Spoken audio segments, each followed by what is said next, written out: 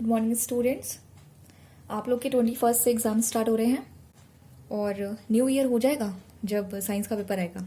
और काफ़ी अच्छे से बीच में आपको टाइम मिला हुआ है, आई थिंक 3-4 डेज़ का है, उसमें आप अच्छे से प्रिपरेशन करिए, ठीक है। और बहुत सारे बच्चे अभी भी कंफ्यूज हैं कि उनका सिलेबस क्या है बायोलॉजी का, ठीक है। अब बेटा बहुत ही सिंपल सी बात है, पूरे लॉकडाउन में एक वीडियोस के अलावा या जी मीट के अलावा कोई और मीडियम रहा ही नहीं है हम लोग के कम्युनिकेशन का, है ना। तो आप अगर इन दोनों जगह पे प्रेजेंट नहीं है तो आपको कैसे कोई चीज़ पता चलेगी। और उसके बाद अब फिर आप मुझे अलग से मैसेज करते हैं बार बार उसी चीज़ के लिए, कितनी बार बताएंगे। तो ये लास्ट टाइम मैं बता रही हूँ, ठीक है। ध्यान से सुन लीजिए, मैं चैप्टर लिख के बता दे रही हूँ, ठीक है।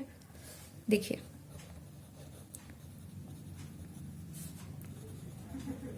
बायोलॉजी क्लास 10th, ठीक है। अब चलो, आपके पास पहला चैप्टर होता था लाइफ प्रोसेसेस, यहाँ तक ठीक है। सेकेंड चैप्टर होता था, ठीक है। अभी मैं बताऊंगी इसमें करेंटली आपको क्या पढ़ना है, कंट्रोल एंड कोऑर्डिनेशन। फिर थर्ड होता है how do an organism reproduce. Fourth होता है आपका चैप्टर हेरिडिटी एंड इवोल्यूशन, ठीक है। फिफ्थ वन क्या था, आर एनवायरमेंट। देख लेना अगर थोड़ा बहुत भी फ्लिप हुआ हो, ठीक है ना। सिक्स्थ आपका होता था मैनेजमेंट ऑफ नेचुरल रिसोर्सेस, ठीक है। क्या क्या पढ़ना है, ये पढ़ना है, ये चैप्टर पढ़ना है। हेरिडिटी एंड इवोल्यूशन में से सिर्फ हेरिडिटी पढ़ना है। कितना पढ़ना है, सिर्फ हेरिडिटी। इवोल्यूशन नहीं पढ़ना है, इवोल्यूशन नहीं पढ़ना है, हेरिडिटी पढ़ना है। आर एनवायरमेंट कंप्लीट पढ़ना है। और मैनेजमेंट ऑफ नेचुरल रिसोर्सेज में से जो क्वेश्चंस आपको सैम्पल पेपर में मिलता है मैं उसको करवाती जाती हूँ, ठीक है। इसको करना नहीं है, ठीक है। इसको आपको लिटरली कोर्स में नहीं आएगा, ठीक है। तो बस इतनी सी चीज़ें हैं। क्या पढ़ना है, लाइफ प्रोसेस पढ़ना है और हाउ डू ऑर्गेनिज्म रिप्रोड्यूस पढ़ना है। इसमें हेरिडिटी वाला पोर्शन पढ़ना है और आर एनवायरमेंट पढ़ना है, ठीक है। ये इतने चैप्टर्स हैं। डन बच्चा। अब मुझसे प्लीज़ कोई ना पूछे, बार बार सेम क्वेश्चन करते हो, कुछ तो डिफरेंट पूछ लो। आगे चलिए, आज का जो मुझे इम्पोर्टेंट कंसेप्ट आपको समझाना है वो है नेफ्रॉन पर। नेफ्रॉन याद है किसी को, है ना। हम आज टॉपिक देखेंगे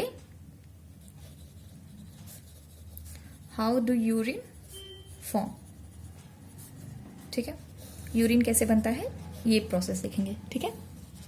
बेटा कुछ दिक्कत हुआ आपको, नहीं दिख रहा ठीक से, अब दिख रहा है। पेन यूज करूँ क्या, पेन यूज कर लेते हैं। देखो, ये स्ट्रक्चर आपको अच्छे से याद होगा, मैंने आपको सिखाया था नेफ्रॉन का। ये आपका बोमेन कैप्सूल, ये आपकी पीसीटी,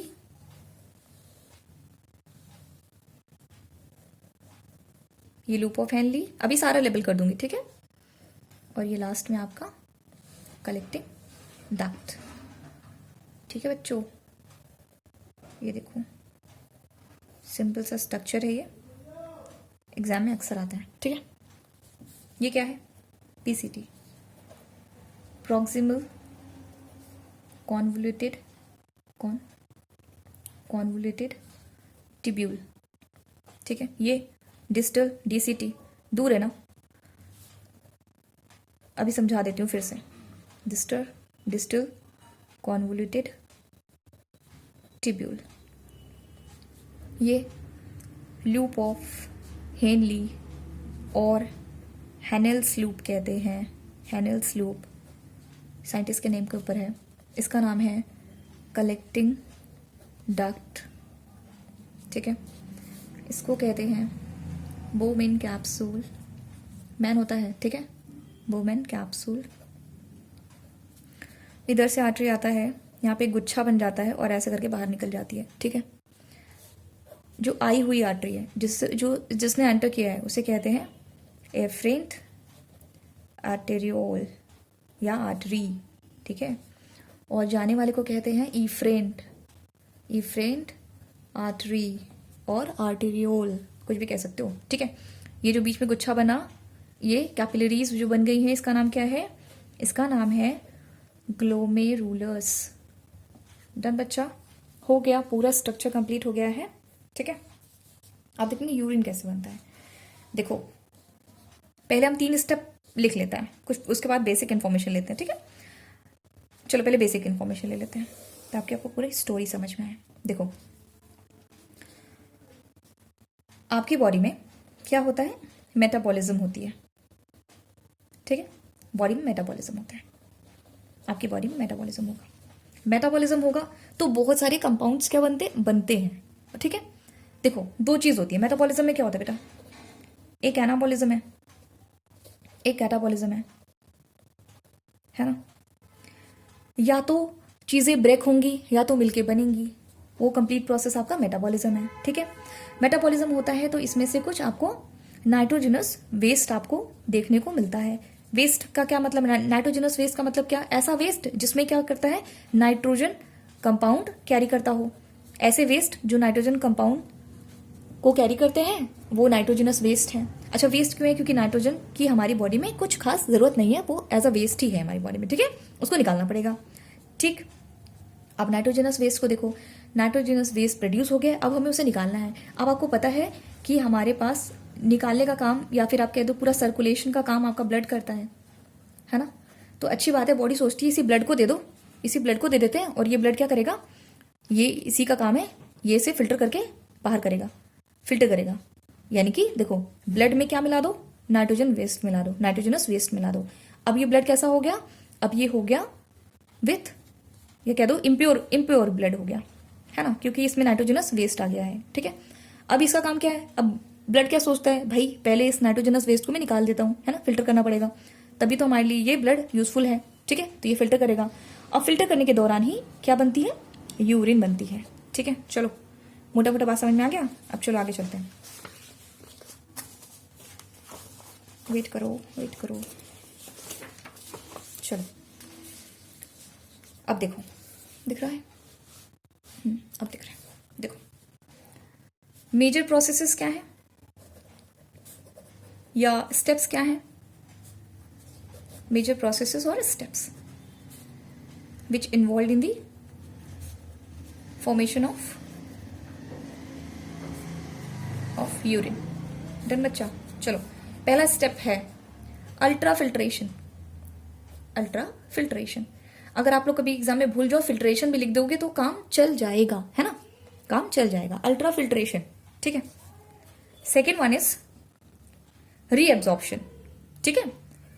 आप इसे सेलेक्टिव रीएब्जॉर्प्शन भी लिख सकते हो और डायरेक्ट रीएब्जॉर्प्शन भी लिख सकते हो, है ना। मैं आपको दोनों ही तरीका बता दे रही हूं कि भूल जाओ अगर एग्जाम में तो क्या करोगे, है ना। यहाँ फिल्ट्रेशन लिखोगे तभी चलेगा, इधर रीएब्जॉर्प्शन लिखोगे तभी चलेगा, ठीक है।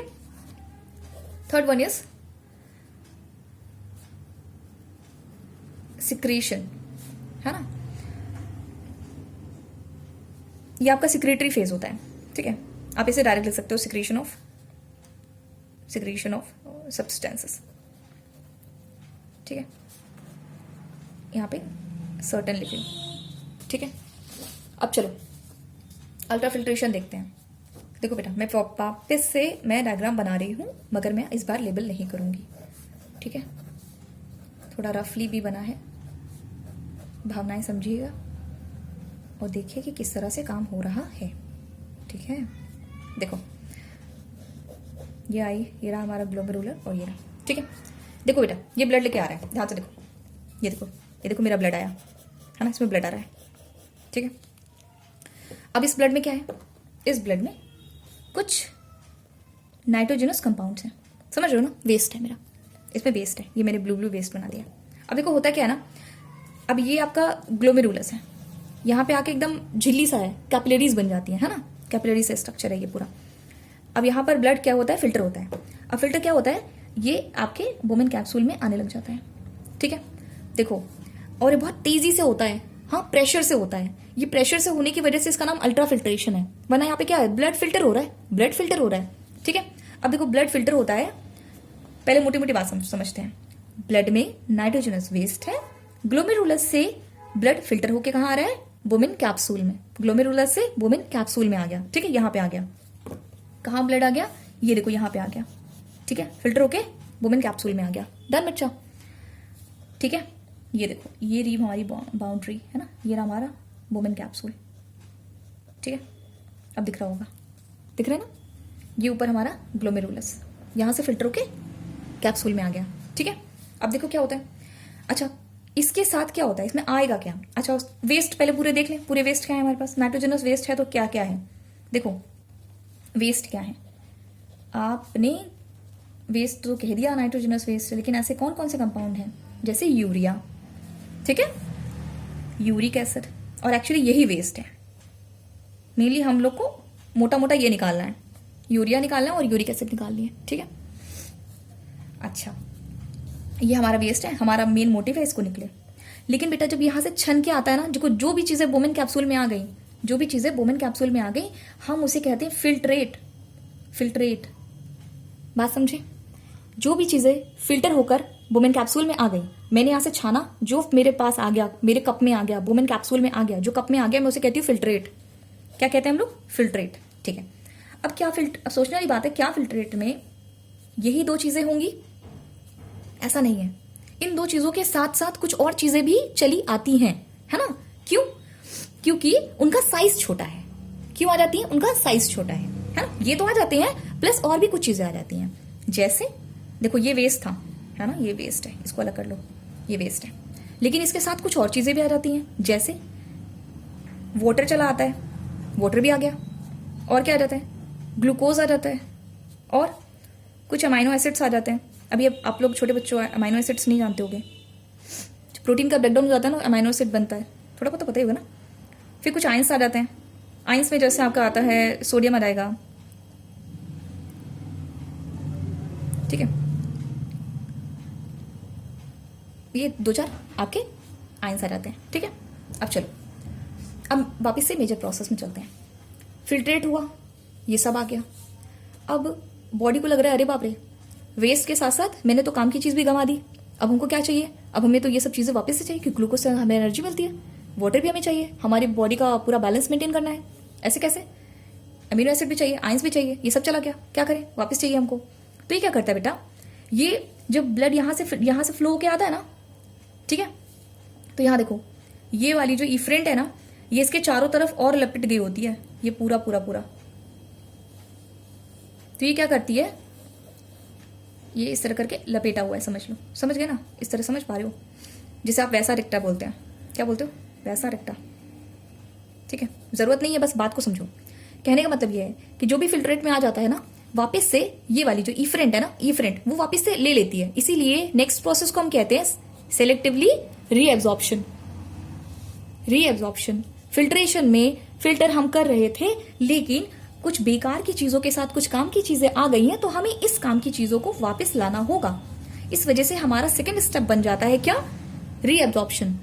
किसको रीएब्जॉर्ब करना है, हमको इन्हीं सबको रीएब्जॉर्ब करना है, हमें इन्हें रीएब्जॉर्ब करना है, क्यों, क्यों, क्योंकि हमारे काम की है भाई, इसको हम वेस्ट नहीं कर सकते, तो इसे हम वापस ले लेते हैं, ठीक। अच्छा उसके बाद क्या होता है, जब ये रीएब्जॉर्ब हो जाता है ना, ये रीएब्जॉर्ब हो रहा होता है, और ये आपका ब्लड फ्लो ऐसे करके जा रहा होता है, जा रहा होता है, जा रहा होता है, जा रहा होता है, फिर से आपके ब्लड को याद आता है कि अरे कुछ और वेस्ट था, मैं देना भूल गई, हाँ समझ पा रहे हो, एक बार फिल्टर में होके बहुत सारी चीजें निकल आई, फिर काम की चीजों को वापस ले रहा है ब्लड, ठीक है, उसके बाद फिर ब्लड को लगता है अरे कुछ काम की चीजें ऐसे, तो उसी काम की चीजों के साथ साथ ना कुछ मैं देना ही भूल गई, मतलब कुछ और भी बेकार सी चीजें थी वो मैं डालना भूल गई, है ना, इसी वेस्ट में डालना भूल गई, क्योंकि देखो बेटा अब लास्ट में यूरिन बनेगा ना, यूरिन, तो यूरिन में आपका सारा वेस्ट होगा, इसी में वेस्ट होगा, तो बाद में ब्लड को याद आता है कि अच्छा कुछ और छूट गया, तो वो क्या करती है ना, वो कुछ सब्सटेंसेस और डाल देती है, ठीक है, उसी स्टेप का नाम है सिक्रेशन, उसी स्टेप को हम कहते हैं सिक्रेशन स्टेप कहते हैं, ठीक है। इसमें क्या होता है, वो वापस से कुछ सर्टेन सब्सटेंसेस को वापस डाल देती है, क्या डालती है नहीं समझेंगे, ठीक है, इतना बहुत है आपके लिए, जितना मैंने बता दिया आपको बहुत ज्यादा बता दिया, अब ध्यान से सुनो, थोड़ा सा और कुछ और बेसिक बातें सुन लो, उसका बात करते हैं, ठीक है। देखो किडनी क्या करती है, किडनी आपका एक दिन में पर डे लिख सकते थे ऐसे, देखो कंप्लीट देखें तो 190 लीटर क्या करती है पर डे फिल्टर करती है। आप कहोगे 190 लीटर कैसे हो गया, हमारे पास तो 5 ही लीटर का ब्लड होता है ऑलमोस्ट, है ना, उसी का पूरा लिक्विड का बैलेंस है ना हमारे पास। तो देखो बेटा, ये 190 लीटर ऐसे नहीं बन रहा है, ये एक राउंड गया कुछ फिल्ट्रेट आया, समझ पा रहे हो, फिर दूसरा राउंड गया फिर फिल्ट्रेट आया, हम बार बार प्लस करते आते हैं, हमारी आदत है, बार बार प्लस कर रहे हैं, समझ रहे हो ना। ठीक है, ये 190 लीटर जो है ये पर डे है, इतनी बार इसमें से रोटेट होके जाता है कि 190 लीटर बन जाता है। ये आपके काम का अभी फिलहाल नहीं है। चलो मोटा मोटा बता दिया मैंने आपको, आगे सुनो। एक दिन में कितना यूरिन पास ऑन करोगे आप, 1 लीटर से 1.5 लीटर तक, इतना आप पास ऑन करते हो। ठीक है, यही आपका यूरिन है, ये आपका यूरिन है। ठीक है, इस यूरिन में क्या है, इस यूरिन में बेटा 95% तो वाटर ही होता है। ठीक है, वाटर होता है, और उसी जो कंटेंट है ना हमारे पास 5% आपका नाइट्रोजनस वेस्ट होता है। इसी वेस्ट को निकालने के लिए थोड़ा पानी की जरूरत पड़ी है, और हमारी बॉडी चाहती होती है कि हमारा जो यूरिन है ना वो कॉन्सेंट्रेटेड रहे। कॉन्सेंट्रेट का मतलब क्या होता है, कॉन्सेंट्रेटेड वैल्यू का क्या मतलब होता है, इसका मतलब होता है कि उसमें क्या रहे कि हम बहुत ज्यादा पानी ना वेस्ट कर दें, उतना ही पानी वेस्ट करें जितना कि ये आपके नाइट्रोजन वेस्ट को निकालने के लिए जरूरी है। ठीक है, क्योंकि हम लोग टेरेस्ट्रियल एनिमल है, हम लोग क्या है, हम लोग टेरेस्ट्रियल है, हम लोग जमीन में रहते हैं, और हम लोग की एक्टिविटी में क्या लगता है, एनर्जी बहुत लगती है। ठीक है, तो हम ऐसे पानी गवा नहीं सकते, है ना, बॉडी से कुछ भी चीजें इस तरह से लॉस नहीं कर सकते। ठीक है बच्चों, चलो वापस रिकैप करें। 3 स्टेप है, फिल्ट्रेशन करना, रीएब्सॉर्प्शन करना, और वापस से कुछ सिक्रीशन करना। ठीक, चलो फिर से देखते हैं। ब्लड आया, ब्लड में नाइट्रोजनस वेस्ट है, उसने क्या किया, फिल्टर किया, जो कंटेंट मेरे ग्लोमेरुलस में आ जाता है हम उसे फिल्ट्रेट कह देते हैं। ठीक है, तो मेरा स्टेप 1 पूरा हो गया, अल्ट्रा फिल्ट्रेशन हो गई, है ना। अल्ट्रा क्यों कहते हैं बेटा, क्योंकि प्रेशर से होती है। फिल्ट्रेशन क्यों कह रहे हैं, क्योंकि फिल्टर हो रहा है, ब्लड हमारा फिल्टर हो रहा है ना, ब्लड में से नाइट्रोजनस वेस्ट रिमूव हो रहे हैं, इसी वजह से हम उसे फिल्टर कह रहे हैं, इसी वजह से हमारा ब्लड फिल्टर हो रहा है। और अल्ट्रा फिल्ट्रेशन क्यों, अल्ट्रा फिल्ट्रेशन इसलिए क्योंकि वो काम कैसे हो रहा है, प्रेशर से हो रहा है ना, ये काम प्रेशर से हो रहा है। पीसीटी में फिर देखो, जब आ जाता है फिल्ट्रेट आपके पास आ गया, तो आपको पता है फिल्ट्रेट में आपके पास वेस्ट भी है और आपके पास यूजफुल सब्सटेंसेस भी इन्वॉल्व हैं। ठीक है, आपको क्या करना है कि यूजफुल सब्सटेंसेस को दिमाग लगा के वापस ले लेना है। तो जब हमें वापस लेने का हमारे पास दिमाग में आता है ना, तो इसी स्टेप को कहते हैं सेलेक्टिव रीएब्सॉर्प्शन। ठीक है, इसके बाद आगे चलते जाते प्रोसेस चल रहा है, ब्लड को फिर से याद आता है कि भाई कुछ इंपॉर्टेंट चीजें मैं important in the sense of कि मेरे पॉइंट ऑफ व्यू से कि अच्छा ठीक है, कुछ मैं इंपॉर्टेंट वेस्ट है, कुछ मेरे को वापस भेजना था, वो मैं देना भूल गई, तो लास्ट स्टेप में वो फिर से दे करके मुक्त हो जाती है। ठीक है, तो उसे कहते हैं सिक्रीशन। ठीक है, वैसे आपको थोड़ा और लगता होगा सिक्रीट क्यों, क्योंकि हम ना इस साइड से खड़े होकर देख रहे हैं। अब पहले हम लोग ब्लड के साइड से देख रहे थे, तो ब्लड ने फिल्टर किया, ब्लड ने रीअब्सॉर्ब किया, अब हम ना पीसीटी की तरफ खड़े होकर देख रहे हैं, है ना, पीसीटी की तरफ अब हम खड़े हो गए, तो थर्ड स्टेप के लिए हम पीसीटी की तरफ खड़े हैं। तो भाई उधर से अगर कोई चीज आ रही है ना तो सिक्रीट हो रही है ना, अगर मैं देती तो क्या होता, मैं देती तो उसका क्या हो जाता, हमें मेरा देना होता है, तो हम सिक्रीट, तो उधर वाला जो आपका ब्लड है, मतलब उधर की जो ट्यूब्यूल है ना, वो आपको सिक्रीट करके दे रही है, इस वजह से हम उसका नाम रखते हैं सिक्रीशन कहते हैं। ठीक है, चलो अब यहां तक आपको बात समझ में आ गई होगी, कुछ डाउट रहेगा तो मुझे आप लोग मैसेज करेंगे। ठीक है, चलो इसके बाद एक सैंपल पेपर हमने आपको दिया था, उसको भी थोड़ा सा डिस्कस करना है, उसमें एक क्वेश्चन है उसी को डिस्कस करना है, तो मैं उसको देख लेती हूँ। चलो, तो एक क्वेश्चन था आपका क्वेश्चन नंबर 11, है ना। देखो, dash is a traditional water harvesting system in Rajasthan. Khadin system कहते हैं बेटा, खादिन सिस्टम दिख रहा है, क्या मतलब होता है, इसका मतलब क्या होता है बेटा, सपोज ये हाईलैंड है, हाईलैंड से ये थोड़ा सा लो लैंड है ना, अब बारिश यहां से आ रही है, ये रेन आ रहा है ना, रेन आ रहा है, हो सकता है बहते बहते ऐसे करके ये लॉस हो जाए कहीं, है ना, सपोज ये किसी सीवेज वाटर में मैच करता हो ये लैंड यहां से जाकर के, तो ये क्या हो जाएगा, ये वाटर हमारा लॉस हो जाएगा। तो हम क्या करते हैं, यहां पर एक बंद बनाते हैं, है ना, उसी को खादिन बंद कहते हैं। यहाँ पे एक बंद, यानी कि सीमेंट की दीवार बना दो, तो क्या हो जाए, अब कितना भी पानी आएगा तो ये आगे नहीं जा पाएगा, है ना, ये आगे नहीं जा पाएगा, ये ऐसे बढ़ रहा है, और बढ़ने के साथ साथ ये क्या कर रहा है, नीचे ग्राउंड लेवल पे ये सीप कर रहा है ना, तो इसका प्रोसेस क्या, ये सीपेज कर रहा है, अंदर जा रहा है ना, तो इसका क्या हो जाए, इसकी क्या इंपॉर्टेंस रहेगी कि आपका जो अंडरग्राउंड वाटर है, जो आपका अंडरग्राउंड वाटर है उसका लेवल इंक्रीज करेगा, और जब मन करे तो आप यहां पर एक वेल बना करके इस पानी को ऊपर निकाल लीजिएगा, कोई दिक्कत? ये सिस्टम यूज किया जाता है। ठीक है, आगे चले। एक क्वेश्चन और मुझे डिस्कस करना था, वो था आपका इनहेलेशन और आपका एक्सहेलेशन का, है ना। क्वेश्चन है आपका, explain the process by which inhalation occurs during breathing in human being. ये वाला क्वेश्चन थोड़ा सा हम डिस्कस कर लेते हैं। ठीक है, देखो बेसिक स्ट्रक्चर आता होता है तो उसके बाद हम लोग आगे बढ़ सकते हैं। ये रहा हमारा हार्ट, डन। हाँ, इसमें 2 कैविटी बना लें, दोनों मैंने इकट्ठा बना ली, लो ऐड कर दिया। एक नासल है, एक ओरल है, ट्रैकिया। ठीक है, ये बाइफर्केट हो गया। आके आपका ब्रैंकियोल और सब प्राइमरी सेकेंडरी सब बना लेना। ठीक है, ये रहा हमारा लंग, ये आपका डायफ्राम। बिना डायफ्राम के ये आपका रेस्पिरेटरी सिस्टम कंप्लीट होता नहीं है। ठीक है, अब देखो इससे पहले आपको समझना क्या है, ये एक ह्यूमन बॉडी है, देखो ध्यान से, एक ह्यूमन बॉडी है, बढ़िया पैंट वगैरह पहना है लड़का। ठीक है, देखो क्या होता है बेटा, ये आपका जो ऊपर वाला पोर्शन है ये आपका थोरैसिक कैविटी कहलाता है। बीच में एक और डब्बा है ना आपकी बॉडी में, ये अंदर की बात कर रहे हैं हम लोग। ठीक है, इसको एब्डोमिनल कैविटी बोलते हैं। यहाँ थोड़ा सा और होता है, ये थोड़ा सा नीचे है ना, यहाँ पे पेल्विक कैविटी बोलते हैं। हमें काम यहाँ पर है, हमारे लंग्स यहाँ पे सिचुएटेड है, समझ पा रहे हो? ऐसे ऐसे, ये हमारा डायफ्राम एडजस्ट हो गया। तो ये कौन सी कैविटी है? थोरैसिक कैविटी है, थोरैसिक। ठीक है, चलो अब बात करते हैं। तो होता क्या है, हमारे पास 2 प्रोसेस है, इनहेलेशन, इनहेल करना, क्या करना? इनहेल करना, और दूसरा है एक्सहेलेशन, एक्सहेल करना। क्या कहते हैं उसे? टू पुट इन, ऐसे लिख लो, है ना। रेस्पायर करना, हाँ रेस्पायर लिख लेते ना, ये अच्छा है। ब्रीद इन कहते हैं, वही तो बोल रही हूँ, अच्छा टर्म नहीं मिल रहा, ब्रीद इन कहते हैं, है ना, इनहेल करना। और एक्सहेलेशन मतलब एक्सहेल करना, और एक्सहेल में क्या आता है? ब्रीद आउट करना, ब्रीथ आउट करना, है ना। सांस ले, छोड़ दो, इनहेल करना है, सांस ले लो, खींच लो। ठीक है, चलो अब इसके आंसर को थोड़ा सा हम एक्सप्लेन करते हुए समझेंगे। ठीक है ना, आप लोग ने आंसर लिख लिए होंगे, और नहीं लिखा होगा तो मैंने आपको मैसेज में आपको मैंने दिया था, इमेजेस सेंड करी थी। ठीक है बेटा, तो वहां से आंसर लिख लेंगे, क्योंकि मैं यहाँ पे सिर्फ एक्सप्लेन कर रही हूँ और अभी आपको यहाँ दिख नहीं सकता इस वजह से, क्योंकि ये रहा आंसर। ठीक है, इधर आंसर है, तो आप देख नहीं पाएंगे, वरना मैं एक्सप्लेन नहीं कर पाऊंगी यहाँ पे। ठीक है, ध्यान से देखो, कहता है the space of thoracic cavity increases और decreases by outward and inward movements of the ribs. ठीक है, अच्छा एक चीज और जान लो कि ये रहा मेरा लंग। ठीक है, इसके ऊपर ना बेटा एक केज है रिब्स का, क्यों है? ताकि मेरे लंग्स को प्रोटेक्शन मिले। थोड़ा सा यहाँ पे कुछ हैंग्ड होती हैं, वो पढ़ेंगे नहीं हम लोग, और यहाँ पे हमारा डायफ्राम रहता है।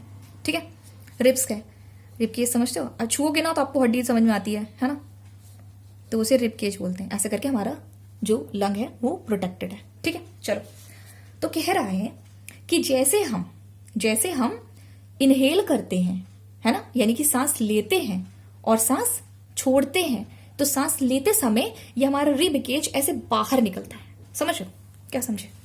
देखो ध्यान से, अभी रिब केज मैं अलग से बना रही हूं, ध्यान से देखो, ये आपकी रिब केज है, ऐसी है। ठीक है बच्चों, देखो ऐसी आपके पास 12 पेयर्स रहता है, ज्यादा नहीं बनाएंगे, एग्जाम्पल तो के तौर पे बना दिया। अच्छा देखो ध्यान से, इनके बीच बीच में ना कुछ मसल्स लगी रहती हैं, कुछ इधर अंदर साइड में, है ना, यानी कि 2 रिब केज के बीच में थोड़ी सी मसल्स हैं, जुड़ेगा कैसे वो?